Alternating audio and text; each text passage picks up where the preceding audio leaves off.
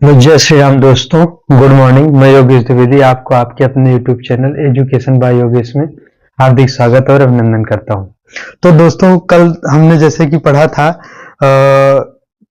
आवर्त जो आवर्त दशमलव दी गई थी उसको परिमेय संख्याओं के रूप में बदलना हमने सीखा था। तो कल शायद एक संख्या को हमने पूरी तरह से नहीं लिखा था। ये पांचवा प्रश्न था, यहाँ पर हमने माइनस नहीं लगाया था। चूंकि प्रश्न में माइनस दिया था तो मेरे दिमाग में माइनस चल रहा था, तो मैंने उसको डायरेक्ट कर दिया था। शायद वो था 2.5 बार माइनस 2.5 बार माइनस 0.35 पर बार लगा था। तो यहाँ पर हम इसको फिर से एक बार करके दिखा देते हैं ताकि कोई भी जो कि गड़बड़ी लग रही हो ठीक हो। चूंकि प्रश्न में ऐसे ही लिखा था, ये 2.555 करके इस तरह से लिखा था, माइनस 0.35 और क्रम से क्या लिखा था 3-5 करके ऐसे ही कर दिया गया था। मतलब कि 3-5 की रिपीटेशन है। मतलब हम इसको इसी रूप में भी कर सकते हैं, 2.5 बार ऋण 0.35 का बार। तो हम इसी क्रम में आगे बढ़ते हैं। तो हम इसको x बराबर 2.5 बार मानेंगे और x बराबर 2.5 बार, मतलब x बराबर 2.555 डॉट डॉट। अब यहाँ पर हम इसे समीकरण 1 मानेंगे, यानी कि ये समीकरण 1 हुआ। अब दोनों पक्षों में चूंकि एक अंक की पुनरावृत्ति हो रही है तो हम दोनों पक्षों में 10 से गुणा करेंगे। मतलब लिख देंगे कि दोनों पक्षों में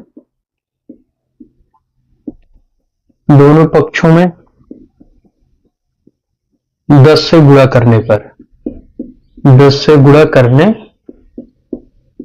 पर, यानी कि इस तरफ 10 का x से गुणा करेंगे तो ये हो जाएगा 10x बराबर।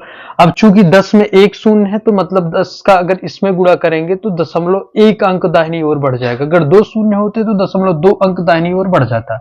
मतलब हम लिख सकते हैं 25.555। ये समीकरण 2 बन गया हमारा। अब हम इसी क्रम में समीकरण 2 से समीकरण 1 को घटाएंगे। समीकरण 2 से हम लिख देते हैं समीकरण 2 ऋण समीकरण 1, समीकरण 2 ऋण समीकरण 1। समीकरण 2 को लिखते हैं 10x बराबर 25.555 और x बराबर 2.555, यानी कि 10x में से x जाएंगे 9x आएगा, बराबर घटाएंगे तो 0।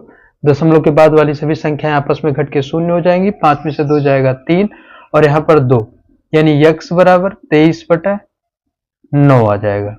अब चूंकि x बराबर 23/9 है तो इसलिए यह प्रदर्शित करता है कि हमने माना था कि x बराबर 2.5 बार, यानी x को ही मैं लिख सकता हूं 2.5 बार बराबर 23/9 हो जाएगा। तो उसी क्रम में हम आगे बढ़ते हैं। अगली संख्या, जैसे कि हमारा ये प्रश्न था, अगली संख्या हमारी है, अगली संख्या को y मान लेते हैं। y बराबर 0.35 बार है। तो यहाँ पर हम इसको जब हल करेंगे तो इसको हम लिख देंगे कि y बराबर 0.353535 पुनरावृत्ति रूप में हो जाएगी। अब दोनों पक्षों में हम 10 से गुणा करेंगे। अब दोनों पक्षों में 10 से नहीं गुणा करेंगे, चूंकि 2 अंकों की पुनरावृत्ति होगी तो यानी एक के पीछे 2 जीरो वाली संख्या से गुणा करेंगे। इसलिए हम इसमें लिख देंगे दोनों पक्षों में 100 से गुणा करने पर, दोनों पक्षों में 100 से गुणा करने पर, दोनों पक्षों में 100 से गुणा करेंगे तो इधर ये 100 का y से गुणा करेंगे 100y, और इसमें जब दशमलव वाली संख्या में 100 का गुणा करेंगे तो एक के पीछे 2 शून्य है, मतलब 0.2 अंक दाहिनी ओर चला जाएगा, यानी कि 3-5 के आगे दशमलव लगेगा। 3-5.353535 एक क्रम चलता चला जाएगा। ये बनेगा समीकरण 2, ये बनेगा समीकरण 1। अब यहाँ पर हम लिखेंगे समीकरण 2 से समीकरण 1 को घटाने पर, यानी समीकरण 2 ऋण समीकरण 1। अब समीकरण 2 से समीकरण 1 को घटाएंगे तो मैं यहाँ पर लिख सकते हैं 100y बराबर 35.3535 और y बराबर जैसा कि था 0.353535। अब घटाएंगे तो 100y में से y घटेगा तो यहाँ पर 99y बचेगा। और हम आगे लिखेंगे, चूंकि दशमलव के बाद की सभी संख्याएं सेम है तो वो घट के सब शून्य हो जाएंगी और 5 यहाँ पर 3, यानी कि y बराबर हम लिख देंगे 35/99, यानी y का ही मान मैंने माना था 0.35 बार की, यानी 0.35 बार हमारा आ गया 35/99। अब यहाँ पर जैसा कि प्रश्न में लिखा गया है 2.5 बार से घटाना है हमें 0.35 बार को, ये हमारा प्रश्न है। तो हमारा 2.5 बार का मान आया, क्या आया? 2.5 बार का मान आया हमारा 23/9 माइनस 0.35 बार का मान हमारा आया 35/99। 35/99 जब हम इन दोनों को इसको हम घटाएंगे, पहले इन दोनों को घटाएंगे तो इसका एलसीएम लेंगे तो 99 ही रह जाएगा, और यहाँ पर 99 इसमें भाग करेंगे तो 11 आएगा। इस 11 का हम 23 में गुणा करेंगे, 11 का 23 में गुणा करेंगे तो 11 3 33, 11 दूनी 22, 22 3 25, 253 ऋण, चूंकि 99 का 99 में ही भाग करेंगे तो 1 आएगा, 1 का इसमें ले जाके गुणा करेंगे तो 35 ही रह जाएगा। अब हम 253 में से 35 को घटाएंगे तो ये हो जाएगा हमारा 218/99। चूंकि यहां पर हमने अंत में तो प्रश्न में माइनस ही किया था, लेकिन हमें लगता है कि यहां पर मैंने मैंने प्लस लिख दिया था और यहां पर भी प्लस लगा दिया था बीच में कहीं पर, तो बच्चों को समझने में समस्याएं हो सकती थी, इसलिए हमने इसको पुनः एक बार समझा दिया। तो इसी क्रम में फिर हम आगे बढ़ते हैं।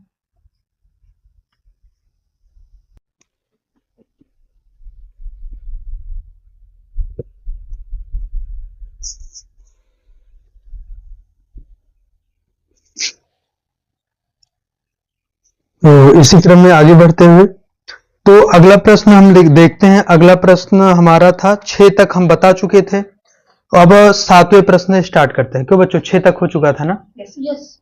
6, 7वें पे शुरुआत करते हैं। 7वां प्रश्न 1.45 6वें तक बताए थे, तो 6वां करवाना था। तो 6वें प्रश्न में पहुंचते हैं।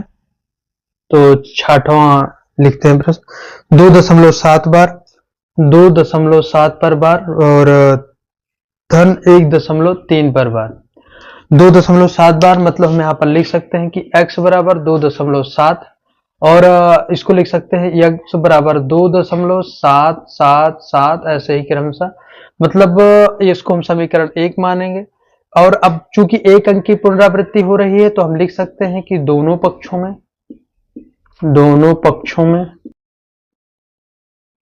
10 से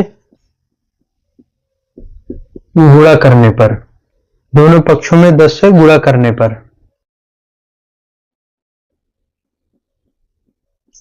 दोनों पक्षों में 10 से गुणा करेंगे तो यहां पर ये 10x हो जाएगा और ये 0.1 अंक दाहिनी ओर चला जाएगा, यानी कि मैं इसको 27.777 क्रमशः करके लिख सकता हूं। अब ये हमारा समीकरण 2 हो जाएगा। अब समीकरण 2 में से 1 को घटाएंगे, हम लिख सकते हैं समीकरण 2 माइनस समीकरण 1, समीकरण 2 माइनस समीकरण 1, यानी कि मैं लिख सकता हूं 10x बराबर 27.777 और x बराबर 2.777, यानी कि इसमें से घटाएंगे तो ये हो जाएगा 9x बराबर 25.000, यानी x बराबर 25/9। चूंकि x बराबर 25/9 आ गया और हमने x किसे माना था? x माना था 2.7 बार को, और 2.7 बार क्या आया? 25/9। और इसी क्रम में हम आगे बढ़ते हैं। अगली संख्या है हमारी 1.3। 1.3 हम यहाँ पर y बराबर मान लेते हैं 1.3 की है 3 बार, यानी मैं लिख सकता हूं y बराबर 1.333। और इसी क्रम में जब हम आगे बढ़ते हैं तो चूंकि एक अंक की पुनरावृत्ति हो रही है तो हम लिख सकते हैं, इसी क्रम में हम आगे बढ़ते हुए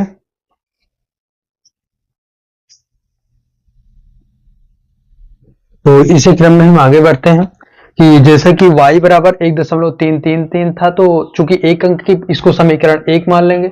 चूंकि एक अंक की पुनरावृत्ति हो रही है तो हम लिख देंगे कि दोनों पक्षों में 10 से गुणा करने पर, 10 से गुणा करने पर, दोनों पक्षों में 10 से गुणा करेंगे तो y 10y हो जाएगा बराबर 13.333, यानी कि समीकरण 2 बन जाएगा। हम लिखेंगे समीकरण 2 से समीकरण 1 को घटाने पर समीकरण 2 ऋण समीकरण 1। समीकरण 2 ऋण समीकरण 1। समीकरण 2 हमारा है 10y बराबर 13.333, यानी कि y बराबर हो जाएगा 1.333। घटाएंगे तो दशमलव के बाद वाली सभी संख्याएं घट के 0, 1 और ये यहाँ पर ये 2 हो जाएगा और ये 1 बराबर ये हो जाएगा 9y, यानी कि मैं लिख सकता हूं y बराबर 12/9। तो इसी क्रम में हम आगे बढ़ते हैं। जब y बराबर 12/9 हो गया तो y के मान मैंने माना था 1.3 बार बराबर था 12/9 आ गया हमारा। तो जैसे कि प्रश्न में लिखा है 2.7 बार, 2.7 बार धन 1.3 बार, 1.3 बार। अब 2.7 बार का मान आ गया क्या? 2.7 बार का मान, ये जो मैंने हल किया 2.7 बार का मान 25/9, तो मैं इसको लिख दूंगा 25/9 धन 1.3 बार का मान कितना आया 12/9, मैं इसको लिख दूंगा 12/9। तो अब इसी क्रम में इसको जब हम हल करेंगे, चूंकि हर समान है तो मैं 9 ही रहने दूंगा और 12 में 25 को जोड़ दूंगा तो 37/9 यही हमारा उत्तर हो जाएगा। तो इसी क्रम में हम आगे बढ़ते हैं।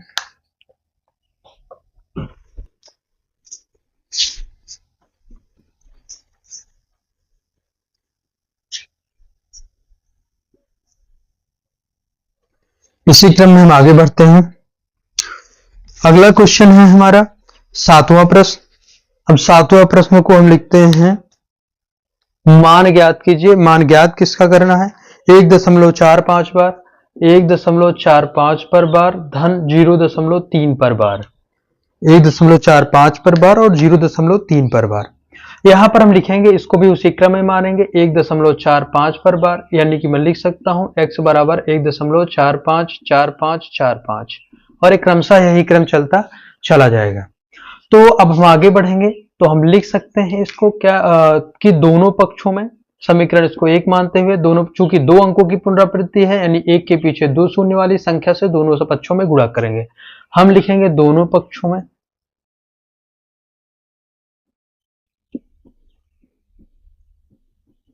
100 से गुणा करने पर,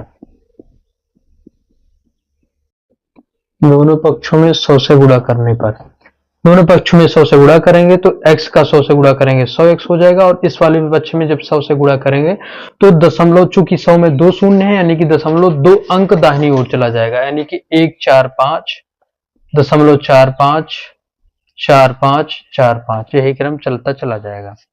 अब यहां पर हम लिखेंगे समीकरण 2 हो जाएगा। अब लिखेंगे समीकरण 2 से समीकरण 1 को घटाने पर, यानी समीकरण 2 ऋण समीकरण 1,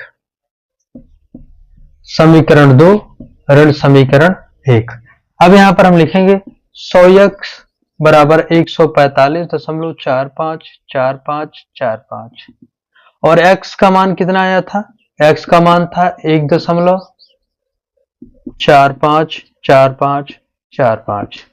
अब हम इसको घटा देंगे, घटाएंगे तो यहां पर हो जाएगा हमारा 99x बराबर, ये दशमलव के बाद की सभी संख्याएं समान है तो ये शून्य हो जाएंगी घट के आपस में और यहाँ पर 5 में से 1 जाएंगे 4, 4 1, यानी कि x बराबर 144/99।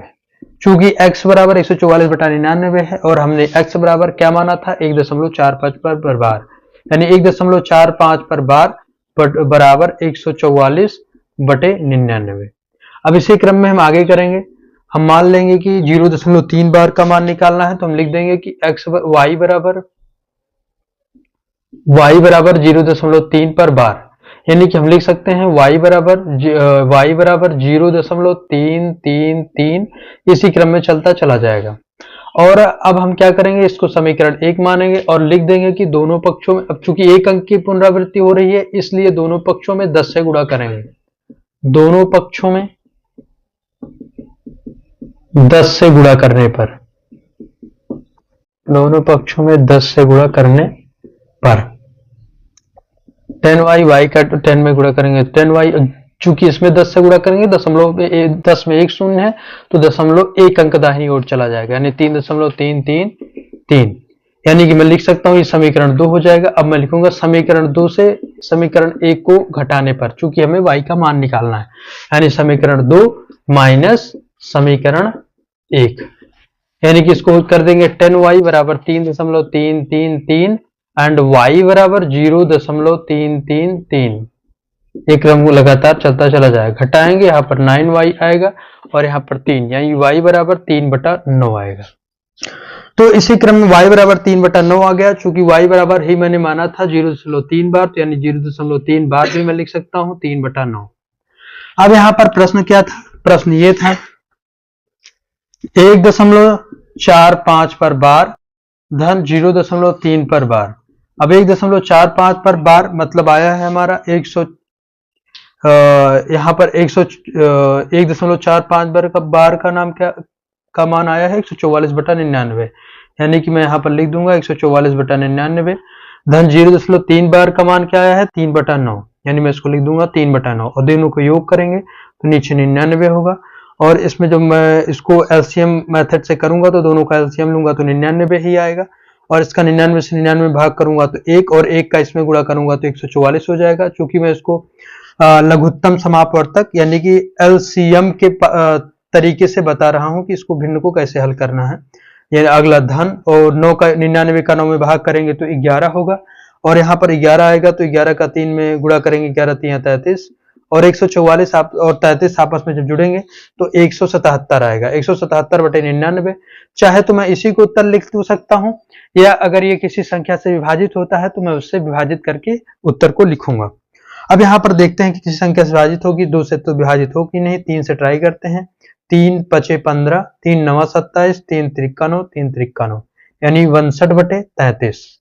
62/33 यह हमारा उत्तर आ गया। तो इसी क्रम में हम आगे बढ़ते हैं।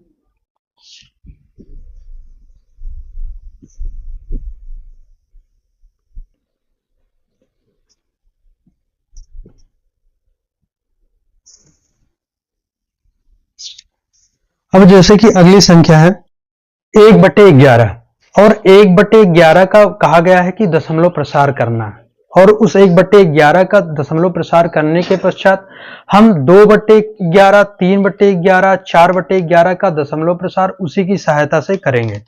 अब यहाँ पर हम लिखते हैं सबसे पहले 1/11। अब 1/11 है तो इसका हम दशमलव प्रसार करेंगे तो इसमें ऊपर वाली संख्या का बीच में ऊपर करते हुए नीचे वाली संख्या से भाग कर देंगे, यानी कि 11 का दशमलव लगाएंगे, 0 बढ़ाएंगे, अब भी छोटा पड़ रहा है 11 से, यानी एक शून्य इधर बढ़ा के एक शून्य बढ़ाएंगे, यानी 11 9 99, और फिर ये 1 आ जाएगा और ये शून्य शून्य, यहाँ पर ये शून्य हो जाएगा। अब इसी क्रम में आगे बढ़ते हुए अब यहाँ पर फिर एक शून्य बढ़ाएंगे, अब भी इससे छोटा पड़ रहा है 11 से, तो एक शून्य यहाँ बढ़ा के फिर शून्य बढ़ाएंगे, फिर 11 9 99, और फिर उसी क्रम में यहाँ पर 1 0 0। अब यहाँ पर इसी क्रम में आगे बढ़ते हुए एक शून्य और बढ़ाएंगे और तब भी 11 से छोटा है तो 2 शून्य से होने की वजह से एक शून्य यहाँ पर भी बढ़ाना पड़ेगा, और फिर 11 9 99, और फिर यहाँ पर 1 आएगा, और एक शून्य बढ़ाने से कुछ नहीं हो रहा क्योंकि 11 से छोटा ही है, तो एक शून्य यहाँ पर हम उसी क्रम में एक शून्य जैसा कि अभी मैंने बढ़ा दिया, एक शून्य बढ़ाना पड़ेगा, और उसके बाद फिर मैं एक शून्य लिखने के बाद 11 9 99 लिख सकता हूँ। अब यहाँ पर हम देख रहे हैं तो यही क्रम लगातार चलता चला जा रहा है, यानी 0 9 0 9 0 9, यानी 1/11 लिखने के पश्चात 0.09 0 9 0 9 0 9, ऐसे लगातार इनका क्रमागत रूप से आवर्त मतलब की तरह से कह लीजिए पुनरावृत्ति होना बना रहता है। तो हम क्या करेंगे कि अब इसको बराबर करके किसकी पुनरावृत्ति हो रही है 0.09 की पुनरावृत्ति हो रही है। मतलब हम लिख सकते हैं कि 1/11 का मान 0.09 पर बार होगा। अब चूंकि यह हमारे 1/11 का मान आ गया 0.09 पर बार, तो इसी क्रम में इसी संख्या की सहायता से हमें जैसे कि इसमें लिखा गया है का दशमलव प्रसार हमें जो ज्ञात करना है 2/11, 3/11, 4/11 का भी हम इसी क्रम में ज्ञात करेंगे। तो हम लिखते हैं 2/11 बराबर 3/11, 4/11। आगे बढ़ते हैं। क्या हम 2/11 को लिख सकते हैं 2 गुणे 1/11 लिख सकते हैं, और 3/11 को 3 गुणे 1/11 भी लिख सकते हैं, क्योंकि 3 1 के 3 3/11 तो अपने आप बनेगा। 4 को भी लिख सकते हैं 4 गुणे 1/11, और जैसा कि 2 गुणे 1/11 का मान 0.09 पर बार है, 0.09 पे बार है। इसी तरह 3 गुणे यहाँ पर 0.09 पर बार है। उसी तरह यहाँ पर 4 गुणे 0.09 पर बार है। अब इसको हम क्या करेंगे कि इसका गुणा कर देंगे, तो यहाँ पर हो जाएगा ये 0.18 पर बार, और यहाँ पर हो जाएगा 0.27 यानी यहाँ पर 1.8 पर बार, इधर 2.7 पर बार, इसी पर 0.36 पे बार। मतलब जब हम इसका 2/11 का दशमलव विस्तार करेंगे तो 1.8 1.8 1.8 लगातार आवर्त दशमलव के रूप में आता रहेगा। 3/11 में 2.7, 4/11 में 3.6 3.6 3.6 का क्रमागत रूप से बना रहेगा आता हुआ। तो इसी क्रम में हम आगे बढ़ते हैं।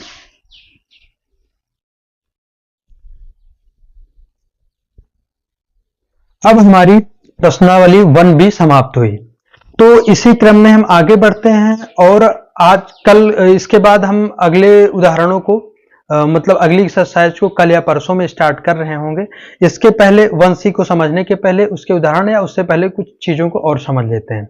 जैसे कि हमने परिमेय संख्याओं के बारे में कल समझा था, तो पहले फिर से एक बार हम थोड़ा परिमेय संख्याओं को समझाते हुए अपरिमेय संख्याओं को समझाएंगे, जो कि आपके लिए यह समझना बहुत जरूरी है।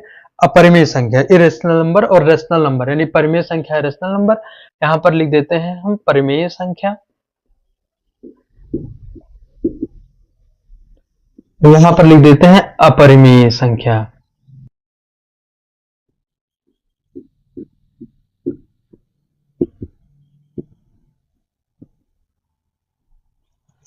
तो परिमेय संख्याओं के बारे में बताया गया था। जो परिमेय संख्याएं होती हैं उन्हें हम P/Q के रूप में प्रदर्शित कर सकते हैं, और जो P और Q होगा वह सदैव P और Q कोई ना कोई पूर्णांक होगा, कोई ना कोई पूर्णांक होगा। और ध्यान देने वाली बात होगी कि जो Q होगा हमारा वह शून्य के बराबर बिल्कुल नहीं होगा। अगर शून्य के बराबर होगा तो वह परिमेय संख्या नहीं होगी। तो इसी क्रम में हम आगे बढ़ते हुए परिमेय संख्याओं के बारे में और समझते हैं। जैसे कि जो ये शांत दशमलव होती हैं, हम सभी शांत दशमलव के भी बहुत सारे प्रश्न हमने हल किए। सभी शांत दशमलव को हम भिन्न रूप यानी परिमेय संख्याओं के रूप में लिख पा रहे हैं, और अशांत दशमलव को भी परिमेय संख्याओं के रूप में लिख पा रहे हैं। लेकिन ऐसी अशांत दशमलव संख्याएं जो कि आवर्त दशमलव के रूप में होती हैं, उन्हीं को ही परिमेय संख्याओं के रूप में लिख पाते हैं। जैसे कि अभी हमने हल किया, जैसे मान लीजिए कि 3.6 है, 0.363636, ये भी अशांत दशमलव है, लेकिन इसको यहाँ पर ये 3.6 पे बार लगा के, लेकिन हम इसको 36/99 के रूप में ऐसे लिखा था अभी। तो यहाँ पर हम इसको भिन्न यानी परिमेय संख्या के रूप में लिख पा रहे हैं, क्योंकि ये है तो अशांत दशमलव, लेकिन ये आवर्त अशांत दशमलव है। आवर्त अशांत दशमलव होने की वजह से हम इसे परिमेय संख्या के रूप में लिख देंगे, तो यानी परिमेय संख्याओं के अंतर्गत ही आएंगे। यानी हम ये कह सकते हैं कि हम वो प्रत्येक संख्या जिसे P/Q के रूप में लिख सकें और Q शून्य के बराबर ना हो और PQ दोनों पूर्णांक हों, वे सभी संख्याएं परिमेय संख्याएं कही जाएंगी। इसी के हिसाब से अगर देखा जाए तो हम अपरिमेय संख्याओं पर आते हैं। तो पहले हम ये बता दें, जो ऐसी संख्याएं होती हैं जो कि आवर्त दशमलव के रूप में लिखी जा रही हैं, उसे हम परिमेय संख्या के रूप में लिख पा रहे हैं, और जो शांत दशमलव के रूप में लिखी जा रही हैं वो भी परिमेय संख्याओं के रूप में। यानी ऐसी अशांत परिमेय संख्याएं, अशांत परिमेय संख्याएं होती हैं जो कि आवर्त दशमलव के रूप में लिखी जा सकती हैं, वे सभी संख्याएं परिमेय संख्याएं कही जाएंगी। लेकिन ऐसी अशांत संख्याएं जो कि आवर्त दशमलव के रूप में नहीं लिखी जा सकती हैं, वे सभी संख्याएं अपरिमेय संख्याएं कही जाएंगी। जैसे कि हम लेते हैं 1 दशमलव, जैसे हम लिख देते हैं यहाँ पर एक उदाहरण लेते हैं, 1.31 311 3111, इनका क्रम इसी तरह लगातार चलता चला जाएगा, लेकिन इसका अंत नहीं होगा। लेकिन इसमें आवृत्ति भी नहीं हो रही है कि इतनी संख्याओं की आवृत्ति के बाद उन्हीं का फिर से आवृत्ति वे आएंगी, तो यह क्रम नहीं बन पा रहा है, मतलब यह संख्या अपरिमेय संख्याएं कही जाएंगी। इसी तरह जब पाई का मान होता है, पाई को मान हम लिखते हैं 3.1 3.141 इसी क्रम में लिखते हैं। जैसे कि हम कह सकते हैं 3.141 5926 5926 ऐसे ही लिख सकते हैं। सामान्यतः पाई का मान 22/7 होता है। पाई का मान हम लिख देते हैं 22/7, और ये एग्जैक्टली 22/7 नहीं होता, क्योंकि वृत्त की जो पाई होता है, पाई को हम कह सकते हैं वृत्त की परिधि बटे वृत्त का व्यास। पाई बराबर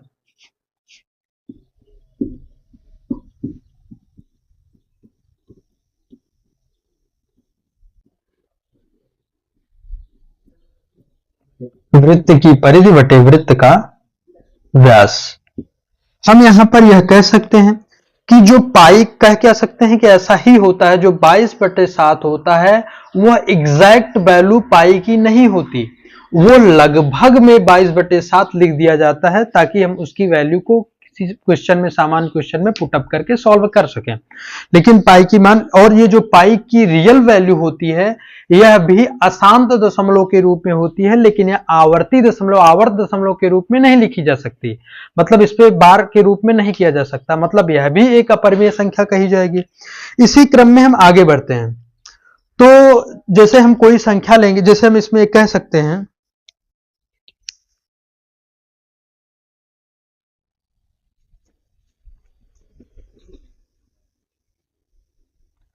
जैसे कि कोई भी प्राकृतिक संख्या है, उस प्राकृतिक संख्या का यदि हम वर्गमूल नहीं निकाल सकते पूर्ण रूप से, एक तरह से कह लिया जाए ना वर्गमूल निकाल पाए ना घनमूल निकाल पाए यथार्थ रूप से, यानी उसके निश्चित मान के साथ, तो वे सभी संख्याएं अपरिमेय संख्याएं कही जाएंगी। जैसे कि हम यहां पर कह सकते हैं कि मान लीजिए कि हम कोई दो लेते हैं, दो का हम रूट करेंगे, अगर उसकी कोई यथार्थ वैल्यू निकाल लिए घनमूल, यानी एक तरह से कह लीजिए कि मैं घनमूल निकालूंगा या वर्गमूल निकालूंगा, उसकी यथार्थ वैल्यू निकल रही है तो परिमेय संख्या, अगर नहीं निकल रही है तो वह अपरिमेय संख्या होगी। तो यहां पर हम देख सकते हैं कि हम एक संख्या लेते हैं जो कि √2 है। √2 को लेंगे, उसको हम ये सिद्ध करने का प्रयास कर, उसको दिखाने की कोशिश करेंगे कि यह परिमेय संख्या है, परिमेय संख्या अगर परिमेय संख्या है तो क्यों है या कैसे है, अगर अपरिमेय संख्या है तो क्यों है कैसे है। तो यहां पर हम लेते हैं √2 को। √2 को हम, जरूरी नहीं है कि केवल एक विधि से ही यह दिखाएं कि यह परिमेय संख्या है या अपरिमेय संख्या, इसकी कई विधियां हैं। जैसे कि दो विधियां मुख्यतः हैं यहाँ पर जो कि आपके स्तर पर समझाई गई हैं। एक विधि है वर्गमूल के द्वारा और दूसरी विधि है विरोधाभास की विधि के द्वारा। जैसे कि हम एक संख्या लेते हैं √2, √2 हमने लिया। अब √2 को हम दशमलव रूप में लिखेंगे, अगर इसको हम आवर्त दशमलव के रूप में या P/Q के रूप में किसी भी तरीके से अगर प्रदर्शित कर पाते हैं तो यह माना जाएगा कि यह एक परिमेय संख्या है। अगर यह अशांत दशमलव रहती है और आवर्त दशमलव के रूप में भी नहीं हो सकती तो यह एक अपरिमेय संख्या कही जाएगी। जैसे कि मान लीजिए हमने ले लिया एक संख्या √2 ले ही लिया है, तो मैं इसको लिख सकता हूं 2.0000। हम यहाँ पर इसमें इसी के साथ आपको यह भी सिखाऊंगा कि भाग विधि से वर्गमूल कैसे निकालें। चूंकि गुणनखंड विधि से तो इसका वर्गमूल निकाला नहीं जा सकता, तो हम इसको भाग विधि से ही करेंगे। तो हम दो का वर्गमूल निकालना है मुझे, केवल 2 का, तो हम 2 का वर्गमूल निकालने के लिए लिख सकते हैं 2। अब 2 अकेले से तो काम होगा नहीं, तो मैं यहाँ पर 2.000000 में कितने भी शून्य लगा सकता हूं पेयर में। अगर मैं जितने शून्य लगाऊंगा उतनी अधिक संख्याओं तक निकाल सकता हूं। अब यहाँ पर मैंने 3 संख्याएं 0.0 के बाद पेयर पीछे से बनाना शुरू करेंगे, अंत में एक ही एकलौता है। अब इसको हम भाग विधि के द्वारा करेंगे।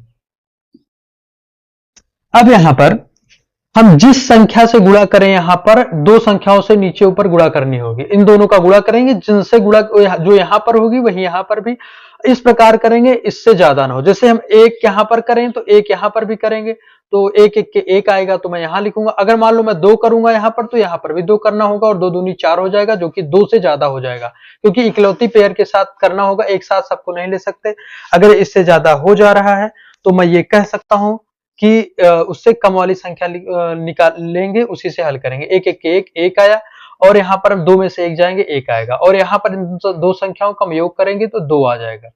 अब यहाँ पर 1 का 1 से गुणा किया गया था, तो इस चीज पे हम 1 लिखेंगे। चूंकि दशमलव के बाद की संख्याओं को डायरेक्ट उतार रहे हैं, दशमलव लगा यहाँ पर। अब 2 संख्याओं को हमने उतारा, 1 0।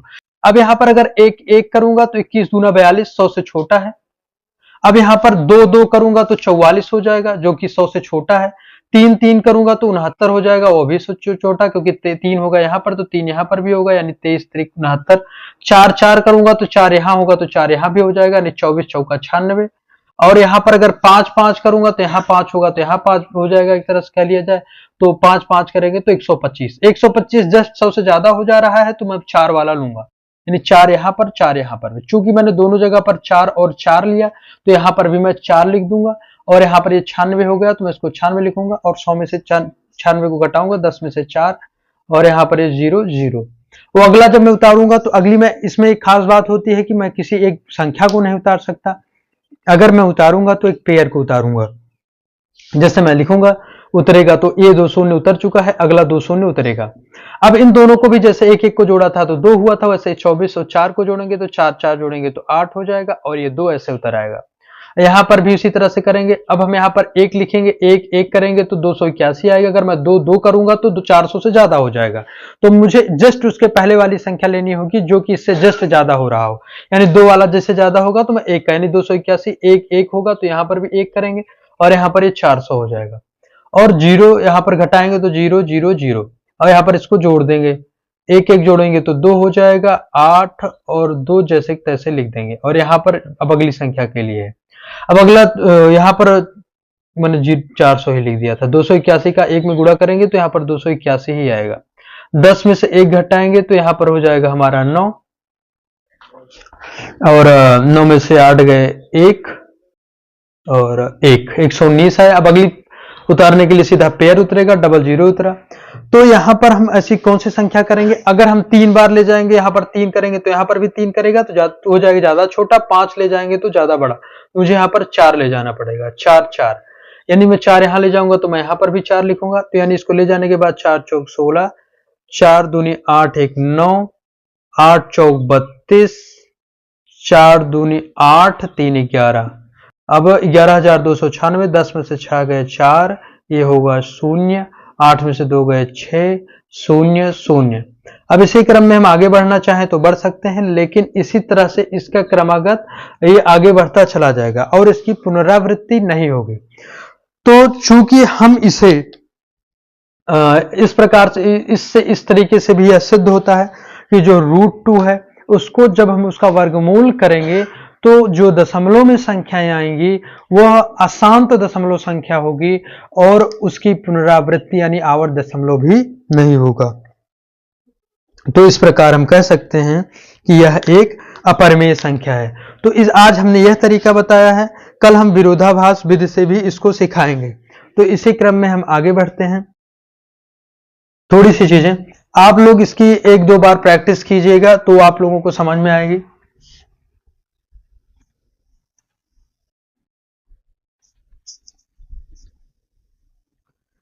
ठीक है दोस्तों, आप लोग हमारे एजुकेशन बाय योगेश नामक टेलीग्राम चैनल से भी जुड़ सकते हैं, जिसपे आपको अगर कोई समस्या हो किसी भी प्रश्न पर गणित के तो उसके माध्यम से आप पूछ सकते हैं। अगर क्वेश्चन के बारे में आप चाहेंगे तो मैं वीडियो भी बना दूंगा जब समय मिलेगा, तो जिसका कि लिंक डिस्क्रिप्शन बॉक्स में दिया गया है, उससे आप डायरेक्ट कनेक्ट हो सकते हैं। और आप लोग इसी तरह से जुड़े रहिए और पढ़ते समझते रहिए। धन्यवाद।